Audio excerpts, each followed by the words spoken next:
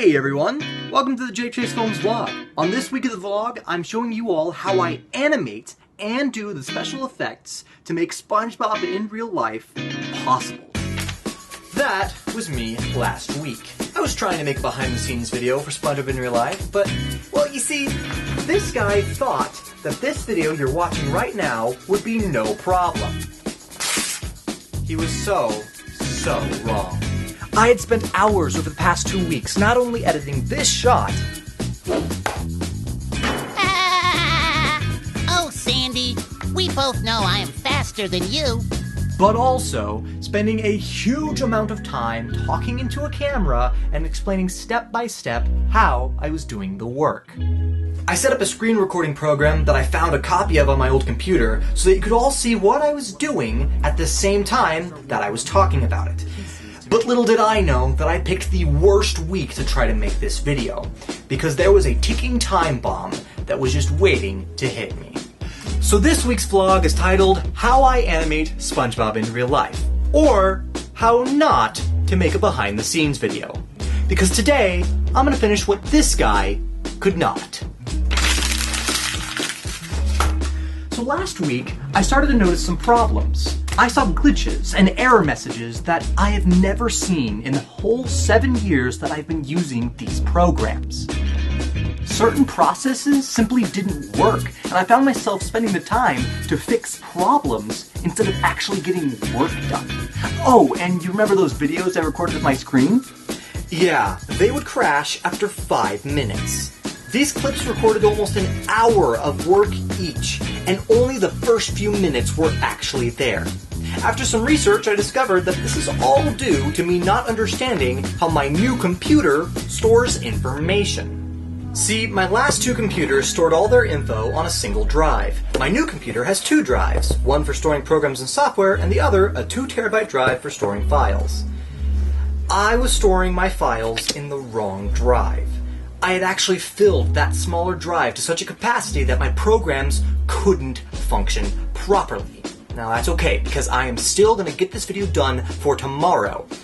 But I don't have all the fancy behind-the-scenes footage that I wanted to have originally. With that said, let's go ahead and talk about how I make SpongeBob in real life. Once I've done the filming necessary for a scene, it's time to do the animation. I animate in Adobe Flash Animator, currently known as CC Animate. My animations heavily rely on reusing old drawings. My characters are built with many layers that I can animate, including all the hand poses, mouth poses, blinking, eye controls, and everything I'd need to make a character act out a scene. If I ever need something new, I can easily draw a new shape and save it for future use. Using the storyboards and filmed footage as guides, I animate the character, bringing in pictures of real-life items whenever I need the character to hold those objects. I also go through the process of matching the character's mouth to their voice acting, a process called lip syncing. And when it's all complete, I've done the biggest part of the work already. Animation takes a really long time, but it's a lot of drawing and moving and just a little bit of a tedious process. But after that's done, there's a very important step to making these SpongeBob in real life videos. And that is actually placing those characters in the real life footage. There are 3 common things we're going to need to deal with to make this effect possible. Those 3 things are camera shake, reflections, and shadows. Controlling these 3 elements are what lends to the style of SpongeBob in real life, instead of it just being some cartoons flatly slapped onto some video. So let me go ahead and explain these 3 different concepts with some examples. So first off is camera movement and camera tracking. If you go on YouTube, you can find tons of tutorials that'll tell you how to do this technique, but I want to tell you how it's useful. So let's say, for example, you're filming a shot where a robot flies down and shoots a laser at Albert Einstein. Now, you probably don't have access to a flying robot that shoots lasers. Yeah, you might get Albert to be able to film in your video, but you'll still need to do the animation for the robot flying down and shooting a laser. Now, let's say that Einstein says a hilarious joke right as you start filming. As you're laughing, the camera is moving and shaking, and when you layer the robot animation on top, it doesn't actually look like it's really in the scene. To fix this, you track a point in the shot so that you can match the exact movement of that shot. And when you attach the animation to that tracking data, it looks like it was actually there. I use this often when I want to make a scene more dramatic, or when I just want to make a cool looking shot.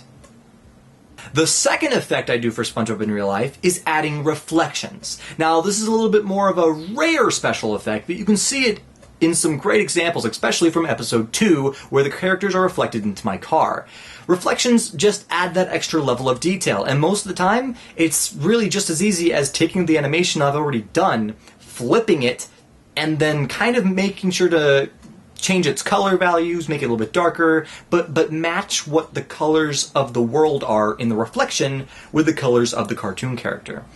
And as long as you kind of work around that process, sometimes you might have to animate the character twice. If, for example, the reflection is behind them, you're not going to see their face again, so you'll probably have to have a version of that character where it's just their back, so that the reflection looks like it really would. Lastly, and most importantly, is shadows. If I had to get rid of reflections or get rid of camera tracking in my videos, I could easily just always use a tripod and never film near a big reflective surface. It's that easy. But the one thing that is always necessary, at least for Spongebob in real life and the way that I've set it up, is making sure that the cartoon characters have shadows and that it looks like real light is being cast on them. The shadows are almost always done by hand. First, I look at the video clip, looking at what real shadows are actually being cast. Sometimes it's more difficult than others. But once I have a good idea of where the sun or other light sources are, I simply add the shadows to the characters by copying the character, darkening it to the color needed, and then masking off the parts I actually want to be in shadow. A very important step is making these masks feathered. This always makes the shadows look a little bit more natural, even if it's not necessarily realistic to the real lighting. I find that soft shadows look really good on cartoon characters, and that's more of a personal style that I've put for this show, really, because soft shadows look much friendlier than, say, harsh and jagged shadows that are caused by really sharp light sources. Even though some of those scenes should actually have sharper light sources, I soften things up just because it makes things look less mechanical, and it makes it look a lot more like, oh, hey, the shadow is just kind of blurring onto their face. So that's the technique I always employ when putting shadows on the characters.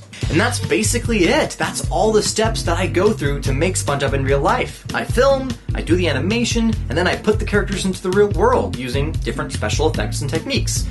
So I hope you learned something. I know that this video was kind of more covering the topics and not really delving too much into them, but if you want to ever research any of this stuff, again, YouTube is an amazing resource. Just Google any of these ideas. Camera tracking, other stuff, and just Google those things and you'll find a lot of really cool tutorials to teach you exactly how to do those kind of things for your own videos. I really hope that this gives you guys an appreciation for all the hard work I put into the Spongebob in Real Life series, and I hope you enjoy the future videos coming soon. And don't forget, next week I'm answering your questions here on the vlog, so please, in the comment section below, ask me any question you'd like, and I hope to get to it next week. Alright, now, signing out.